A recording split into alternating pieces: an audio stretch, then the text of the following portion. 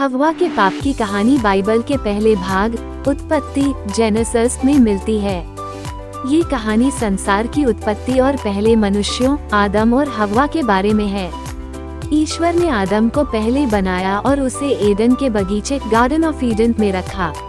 इस बगीचे में सभी प्रकार के फल और पेड़ थे और आदम को ईश्वर ने सभी चीजों का आनंद लेने की आज्ञा दी, परंतु एक शर्त रखी। वह शर्त थी कि आदम को अच्छे और बुरे के ज्ञान के वृक्ष tree of knowledge of good and evil का फल नहीं खाना है। अगर वह इस वृक्ष का फल खाएगा तो वह मर जाएगा। इसके बाद ईश्वर ने आदम की सहायता और संगति के लिए उसकी एक पसली से हव्वा को बनाया। दोनों खुशी से बगीचे में रहते थे। एक दिन शैतान ने एक सांप का रूप धारण कर हव्वा को बहकाया।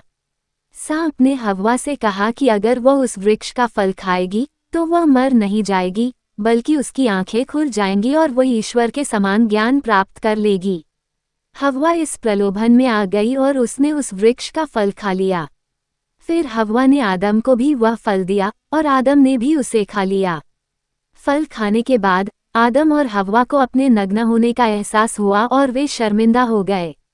उन्होंने अपने शरीर को ढकने के लिए अंजीर के पत्तों से कपड़े बना लिए। ईश्वर ने जब ये देखा कि उन्होंने उसकी आज्ञा का उल्लंघन किया है, तो उसने आदम, हव्वा और सांप को दंडित किया। सांप को ये शाप मिला कि वह अपनी पूरी जिंदगी पेट के बल चलेगा और इंसानों से शत्रुता करेगा। हव्वा को प्रसव के समय पीड़ा का शाप मिला और उसे अपने पति के अधीन रहना पड़ेगा। आदम को ये शाप मिला कि उसे कठिन परिश्रम करके अपनी जीविका कमानी पड़ेगी और अंततः वह मिट्टी में मिल जाएगा, क्योंकि वह मिट्टी से ही बना था।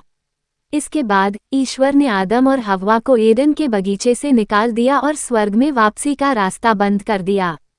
इस प्रकार ये कहानी मनुष्यों के पाप में गिरने और संसार में दुख तकलीफों की शुरुआत का प्रतीक मानी जाती है।